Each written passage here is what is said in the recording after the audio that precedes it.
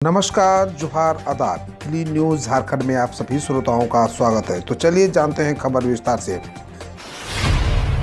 झारखंड के इस राशन दुकान में प्लास्टिक का चावल मिलने का दावा, लाभुकों ने जताई नाराजगी। गढ़वा जिले के रमकंडा प्रखंड मुख्यालय के जन वितरण प्रणाली दुकानदार सुषमा गुप्ता के यहां से लाभुक को वितरण किए गए चावल में प्लास्टिक का चावल होने का दावा किया गया। राशन लेने वाले लाभुक प्रदीप साव और गोविंद साव ने चावल की बारीकी से जांच की तो उन्हें प्लास्टिक का चावल होने के बाद सामने आई है। वहीं प्रभारी प्रखंड आपूर्ति पदाधिकारी सह बीडीओ पुष्कर सिंह मुंडा ने राशन दुकान के चावल में प्लास्टिक का चावल मिलने की बात को गलत बताया, कहा कि यह पॉलिश युक्त चावल है।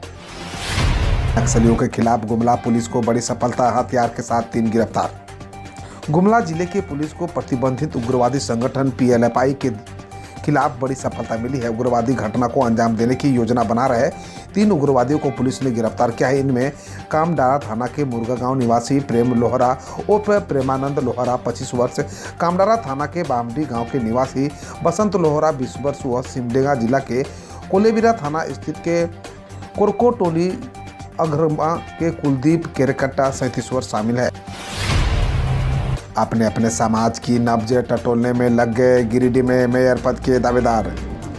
अभी तक नगर निगम के चुनाव की घोषणा नहीं हुई है, लेकिन मेयर पद के आरक्षण की अधिसूचना जारी होने के साथ ही कई राजनीतिक दलों के साथ साथ विभिन्न सामाजिक संगठनों में चुनाव लड़ने को लेकर सुगबुगाहट तेज हो गई है। गिरिडीह के नगर निगम के मेयर का पद अनारक्षित घोषित किया गया है, यानी किसी भी जाति के महिला एवं पुरुष से चुनाव लड़ सकते हैं। पिछली बार यह सीट अनुसूचित जाति के लिए आरक्षित था। रांची में 750 करोड़ से बनेगा डबल डेकर फ्लाईओवर, DPR तैयार।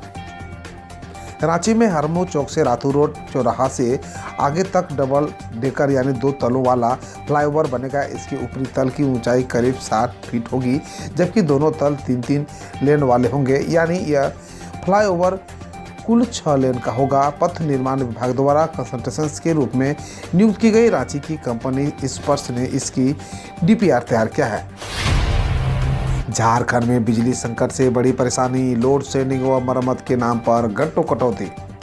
झारखंड में रांची, जमशेदपुर समेत कई जिलों में बिजली संकट से लोग परेशान हैं। आप जमशेदपुर के गैर कंपनी इलाके समेत कोल्हान में कहीं भी रहते हो तो इन दिनों टन में सरकारी बिजली के भरोसे मत रहिएगा। सुबह 5:30 बजे 7 बजे तक लोड शेडिंग के नाम पर बिजली कट रही है। इतना ही नहीं, शेडिंग का असर सुबह 10 बजे तक रोटेशन में सब डिवीजन व डिवीजन कर रहा है। इस कारण आप सुबह पानी गीजर में गर्म नहीं कर पाएंगे। पानी गर्म करने के लिए आपको गैस चूल्हा व अन्य का इंतजाम करना होगा। बिजली विभाग के मुताबिक मानगो जमशेदपुर का गैर कंपनी इलाका आदित्यपुर, घाटशिला, सरायकेला, चक्रधरपुर समेत समूचे कोल्हान में अघोषित बिजली संकट है।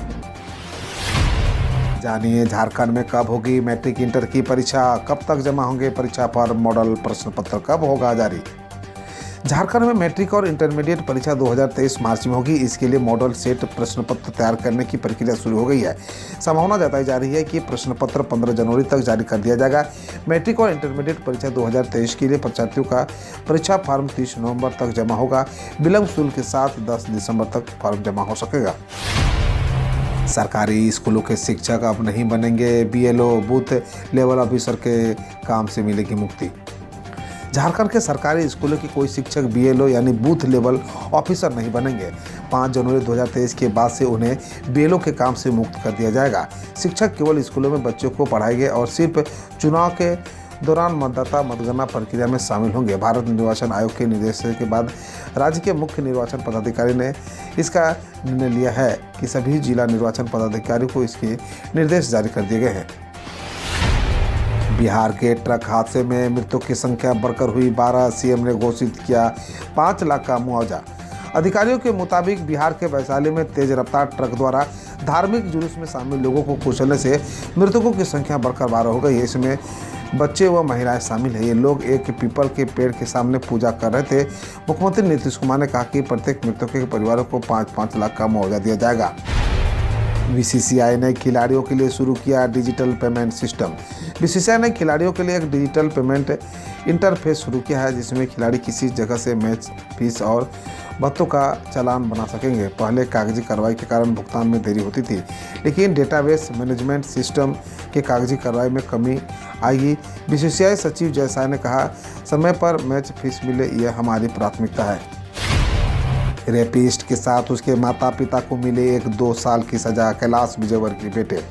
बीजेपी नेता कैलाश विजयवर्गीय के बेटे आकाश विजयवर्गीय ने कहा है कि भविष्य में मौका मिला तो ऐसा कानून बनाऊंगा कि अगर कोई बच्चा बलात्कार करता है तो उसे सज़ा मिलने के साथ साथ उसके माता पिता को 1-2 साल की भी सज़ा होनी चाहिए। उन्होंने आगे कहा कि हत्या करने पर आरोपी के साथ साथ उसके माता पिता को 3 साल की सज़ा मिलनी चाहिए। ओडिशा में पटरी से उतरकर स्टेशन पर पैसेंजर वेटिंग रूम में घुसी मालगाड़ी, 3 लोगों को हुई मौत। कोरई रेलवे स्टेशन पर सोमवार को मालगाड़ी के डब्बे पटरी से उतरकर स्टेशन पर पैसेंजर वेटिंग रूम से घुस गए, जिसमें कम से कम 3 लोगों की मौत हो गई, जबकि कई अन्य घायल हुए हैं। बचाव का अभियान जारी है। रेल मंत्री अश्विनी वैष्णव ने मृतकों के परिवार को 5-5 लाख और मुख्यमंत्री नवीन पटनायक ने 2-2 लाख का मुआवजा देने की घोषणा की है।